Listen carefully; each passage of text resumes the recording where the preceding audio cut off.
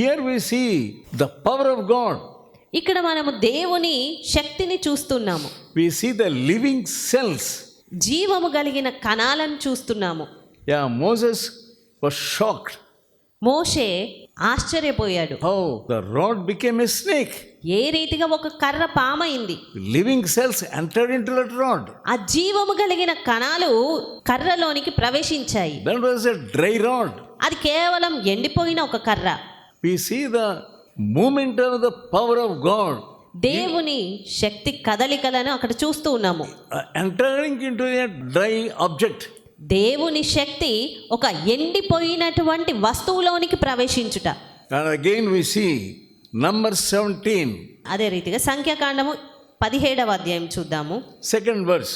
2వ వచనము. The Lord told Moses, speak unto the children of Israel and take of every one of them a rod according to the house of their fathers, of all their princes, according to the house of their fathers, 12 rods.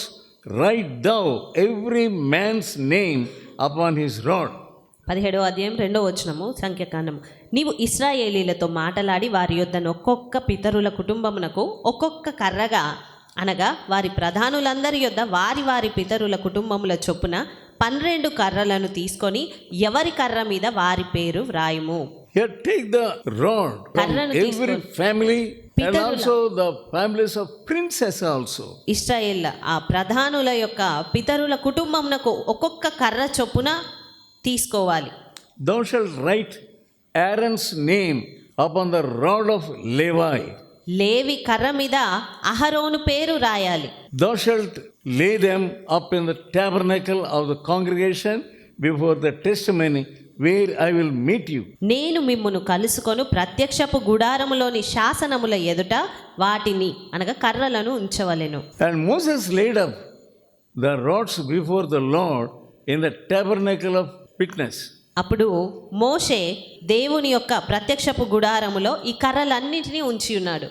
Yeah, that's how he learned to obey God. ఆ రీతిగా దేవునికి విధేయత చూపించడము అనేది మోషే నేర్చుకున్నాడు. He did not say, why Lord, you are asking to bring all the rods of those families and also princes families.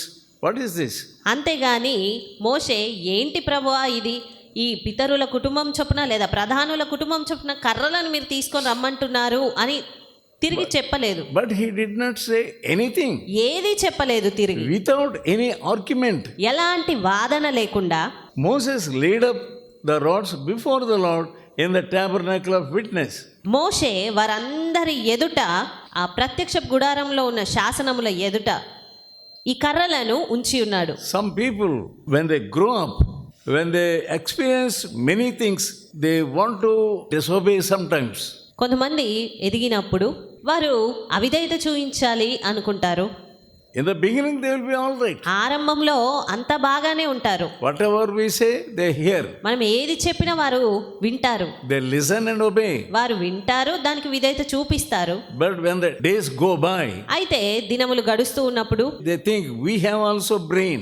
వారు అనుకుంటారు మాకు కూడా జ్ఞానం ఉంది, మాకు మెదడుంది. What is this? This God is telling always something or other. ఏంటి ఇది, దేవుడు ఎప్పుడు ఏదో ఒకటి చెప్తూనే ఉంటాడు. We must also use our brain. మేము కూడా మా మెదడును ఉపయోగించాలి. We are also servants of God. మేము కూడా దేవుని సేవకులమే. We are also believers. మేము కూడా విశ్వాసులమే. From so many days we are believers. ఎంతో కాలంగా ఉన్నటువంటి విశ్వాసులము. But here Moses, ఇక్కడ మోషే the leader of Israelite, ఇశ్రాయేలీల నాయకుడు, he was simply obeying like a child. అతడు కేవలం ఒక చంటి బిడ్డ వలె విధేయత చూపిస్తూ ఉన్నాడు. That's what Jesus said. అదే విషయాన్ని యేసుక్రీస్తు చెప్పారు. Even God said also about Moses. దేవుడు కూడా మోషేను గూర్చి చెప్పాడు. He was the meekest person in the world. భూలోకం అంతటిలో సాత్వికుడు అతను అని. But he took the training. దానికే అతను శిక్షణ అంతటిని పొందుకున్నాడు. Some of us were not like children. కానీ మనలో కొంతమంది ఆ చంటి బిడ్డల వలె లేము. We are stubborn. మనం ఎంతో మొండివారంగా ఉన్నాము. We want to do anything. Even if you say you come every meeting, it is special meetings in a month. ఈ ప్రత్యేక కూటంలో మీరు ఖచ్చితంగా నెలవారీ కూటములకు ప్రతి ఈసారి ఖచ్చితంగా రావాలి అని చెప్పినప్పుడు they do not obey. వారు విధేయత చూపించారు. In the morning meetings, you must come, they do not obey. ఉదయకాలపు ప్రార్థనకు రావాలి అన్నప్పుడు వారు విధేయత చూపించారు. Yeah, we are tired. మేము అలసిపోయాము, We can't come.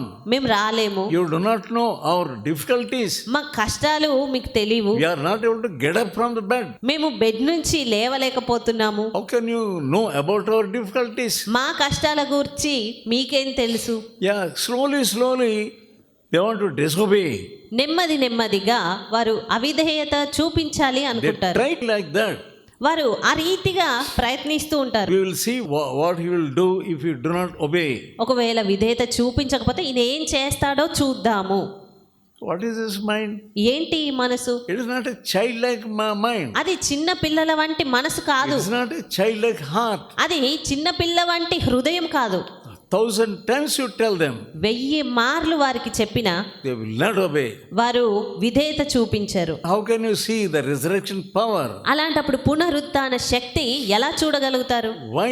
The resurrection power is operating in Moses. ఎందుకు ఈ పునరుత్థాన బలము మోషేలో పనిచేస్తూ ఉంది? You must understand. అది నీవు అర్థం చేసుకోవాలి. You are not obeying నీవు విధేయత చూపించట్లేదు, and you are not experiencing. ఆ బలమును నువ్వు అనుభవం చెందట్లేదు. He is a loving God. ఆయన ప్రేమించే దేవుడు, He has patience about you. ఆయన నీ ఎడల ఓర్పు కలిగి ఉంటున్నాడు. He is a long-suffering God. ఆయన దీర్ఘశాంతం కలిగిన దేవుడు. So he is not doing anything to you. ఆయన అందు నిమిత్తమే నీ ఎడల ఎలాంటి హాని చెయ్యట్లేదు. So you are taking advantage. అయితే నీవు దాన్ని అంతటిని ఒక లాభంగా తీసుకుంటూ ఉన్నావు. God is noting down everything. అయితే దేవుడు అన్నింటినీ పరీక్షిస్తూ ఉన్నాడు, How చూస్తూ you are ఉన్నాడు. obeying or disobeying. ఏ రీతిగా నువ్వు విధేయత చూపిస్తున్నావు, ఏ రీతిగా అవిధేయత చూపిస్తున్నావు. When God says anything, దేవుడు ఎప్పుడైనా ఏదైనా చెప్పినప్పుడు you must take it seriously. నీవు దాన్ని ఎంతో తీవ్రంగా తీసుకోవాలి. God may not tell you directly, దేవుడు నీకు నేరుగా చెప్పకపోవచ్చు, but through the servants of God, అయితే దేవుని సేవకుల ద్వారా, through the prophets of God, దేవుని ప్రవక్తల ద్వారా He wants to tell you something. ఆయన నీకు ఏదో చెప్పాలి అని We are అనుకుంటున్నాడు. not caring for that. కానీ నువ్వు దాని విషయమై అసలు లక్ష్యమే ఉంచట్లేదు. Whether if you can do, you do. ఒకవేళ నువ్వు చెయ్యాలి, చెయ్యగలను అనుకుంటే చేస్తున్నావు. But if you don't want to do, you disobey. ఒకవేళ నీకు చెయ్యాలి అని లేకపోతే దానికి అవిధేయత చూపిస్తున్నావు. Even if I disobey, what will happen? ఒకవేళ అవిధేయత చూపించినా ఏమైపోతుంది? I am seeing it from so many days, so many years. నేను ఎన్నో రోజుల నుంచి, ఎన్నో సంవత్సరాల నుండి చూస్తూ But ఉన్నాను, nothing is happening to me. కానీ ఏది నాకు ఏమీ సంభవించట్లేదు. How can you experience the power of God? అలా ఉంటే మరి దేవుని శక్తిని ఎప్పుడు అనుభవం చెందగలుగుతావు?